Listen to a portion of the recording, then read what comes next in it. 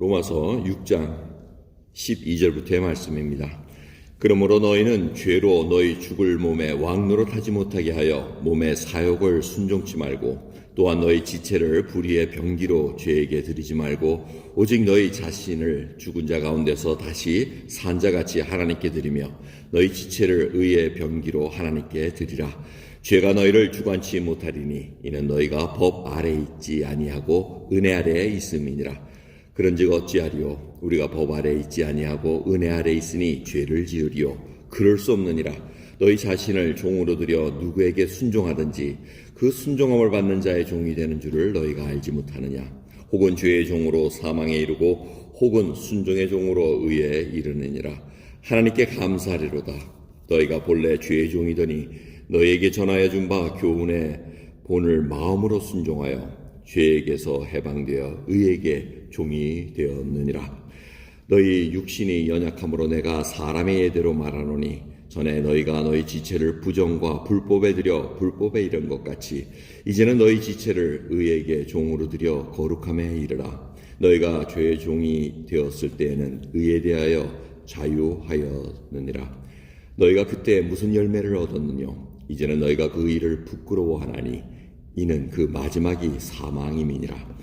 그러나 이제는 너희가 죄에게서 해방되고 하나님께 종이 되어 거룩함에 이르는 열매를 얻었으니 이 마지막은 영생이라. 죄의 싹은 사망이요 하나님의 은사는 그리스도 예수 우리 주 안에 있는 영생이니라. 아멘. 사도 바울이 계속해서 로마서 이 말씀들을 통해서 구원에 대해서 얘기를 합니다. 우리는 아무 공로 없는데 조건 없이 하나님께서 무조건적인 사랑으로 우리를 구원해 주셨다는 것입니다. 그리고 이 죄를 해결해야 될 이유는 바로 아담 한 사람으로 인해서 그 죄가 다 들어왔다는 겁니다. 그리고 예수 그리스도 한 사람으로 말미암아 생명이 들어왔다는 것을 그 전에 얘기를 해주고 있습니다. 이것은 우리가 이해하기가 쉽습니다. 왜? 우리가 한일 합방을 당한 적이 있지 않습니까? 한민족이 한일 합방을 당했을 때 그 자손들은 만약 우리가 해방이 되지 않았다면 계속해서 우리는 일제 식민지하에 그냥 계속 노예로 식민지인으로 살아왔을 것입니다. 똑같은 입장입니다. 아담의 자손으로 쭉 살아온 자들은 계속해서 죄의 종이 되었다는 것입니다. 죄인의 신분으로 계속 태어난다는 것입니다. 옛날에 노비로 자식이 태어나면 계속 그 자식은 노비로 살아갈 수밖에 없는 그런 이치와 마찬가지입니다.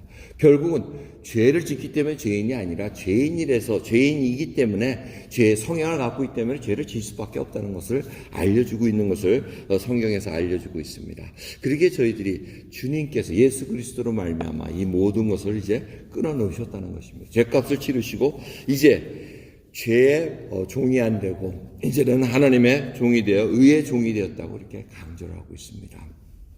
그래서 오늘 본 말씀 보면은 사람들이 질문을 한다는 겁니다. 우리가 이제 죄에 속박을 안 당하니까 계속해서 이제 은혜를 받은 자니까 15절의 말씀입니다.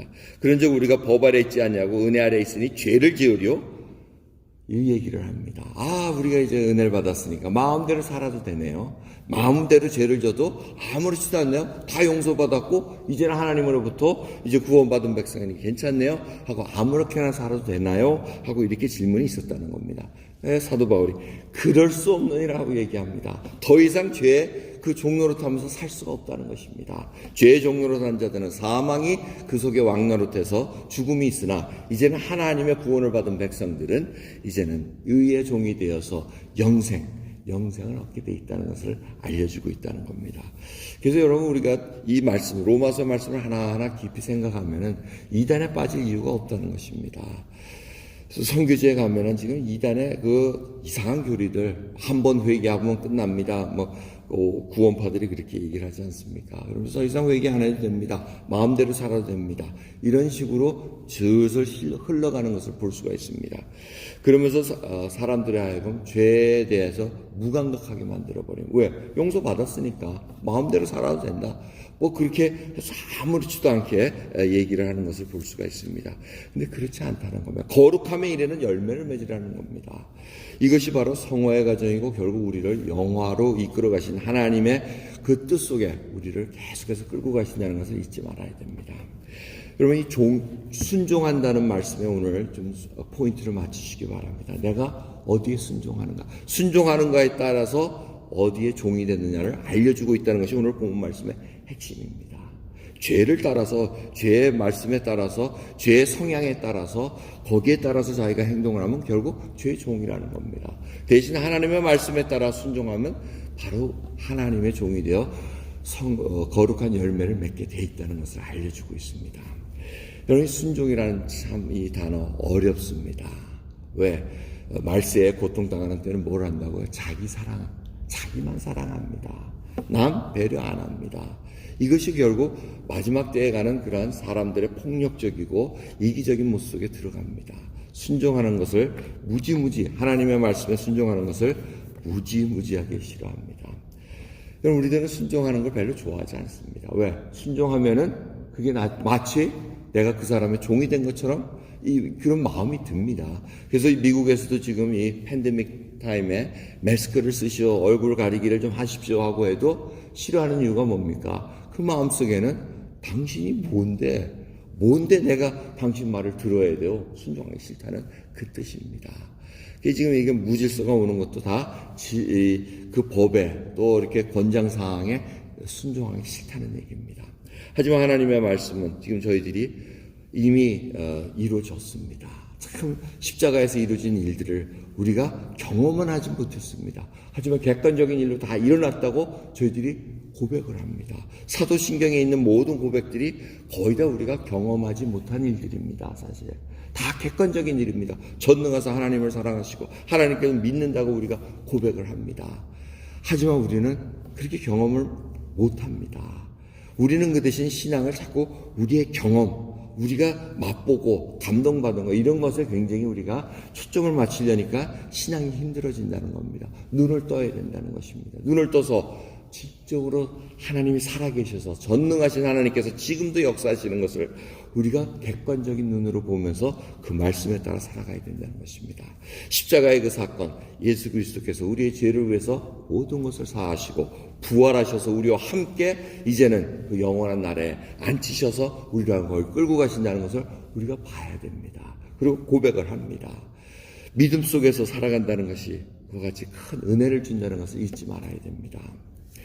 이제 광복절이 오고 이제 그러한 사건이 오면은 여러분 우리 기억을 해야 됩니다. 광복이 났다 하고 해방됐습니다 하고 해도 듣지 못하면 알지 못합니다. 듣지 못하면 계속해서 일본 식민지에 살 수밖에 없습니다. 들었어도 자기네들이 그걸 맛을 보지 못, 나가서 만세하고 만세 부르지 못하면 맛을 보지 못합니다. 일본 사람들은 이렇게 옛날에는 그들이 막 위에서 했는데 해방됐을 때는 그들이 아무 힘이 없습니다. 꼼짝을 못합니다. 근데 그 일본 사람들이 어떻게 했다고요? 그 광복된 소식을 싹 감춰놓은 거 아닙니까? 며칠 동안 감춰놓으면서 자기네들 막 짐 싸고 도망가고 막 이런 일들. 근데 그 사이에 이미 해방됐음에도 불구하고 아직도 주인인처럼 행세하는 일이 얼마나 많았습니까? 그런 일들이 일어난다는 겁니다.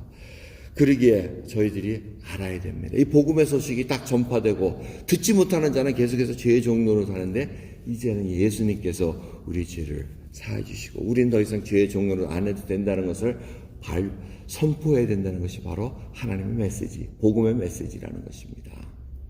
근데 참 묘하게도 그런 식민지나 노예에서 해방됐음에도 불구하고 다시 돌아오는 사람이 있습니다. 그 노예 해방됐을 때, 노예 해방됐습니다 하고 얘기했을 때, 노예됐던 사람이 나갔다가 다시 주인으로 돌아온 경우가 있었습니다. 그 이유가 뭐였습니까? 나가 살았더니 너무 힘이 듭니다. 그러니, 옛 주인이 당신이 나를 좀 택해 주시오. 돌아온 그런 일들도 있습니다.